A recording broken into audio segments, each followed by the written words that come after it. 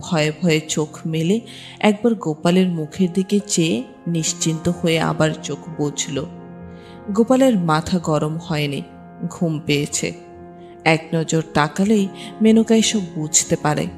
গোপালের চোখ মুখের সব চিহ্ন আর সংকেত তার মনের মুখস্থ হয়ে গেছে।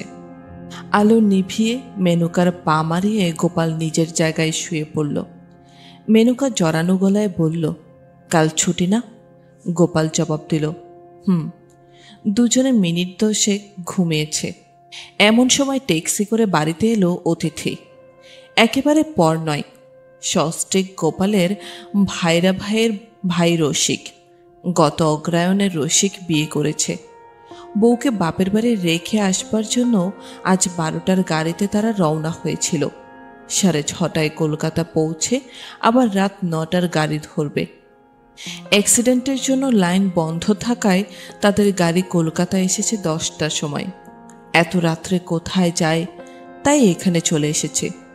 নইলে এত রাত্রে কোনো খবর না দিয়ে মনে করে যে এসেছ, এই আমাদের ভাগ্যে।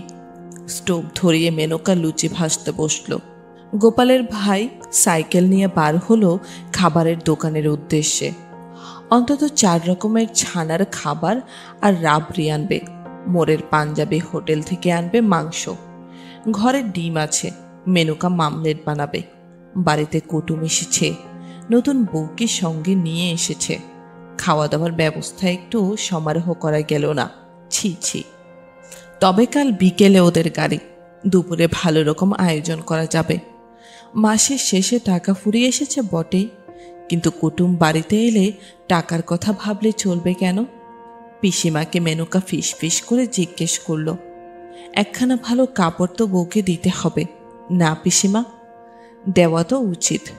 বাড়িতে হঠাৎ অতিথি আসার উত্তেজনা ছাপিয়ে গোপালের জন্য এবার মেনকার মমতা জাগে। আবার এ মাসে বেচারিকে টাকা ধার করতে হবে। একটা মানুষ খেটে খেটে মরে গেল। ভাই বোন মাসি পিসি সবাই লুটে পুটে তার রোজগার খাচ্ছে। তার উপর আবার কুটুমের এসে অতিথির হওয়া চাই। একটা টেবল ফ্যান কেনার সাধ্য পর্যন্ত বেচারার মেটে না। সেই বা কেমন মানুষ? ঘেবে চেপে অফিস থেকে ফিরল 10 মিনিট, একটু হাওয়া পর্যন্ত করে না তাকে। আজ রাত্রে পাখার বাতাস দিয়ে ওকে ঘুম পাড়িয়ে তবে সে ঘুমোবে। এক হাতে হাওয়া করবে, অন্য হাতে মাথার চুলে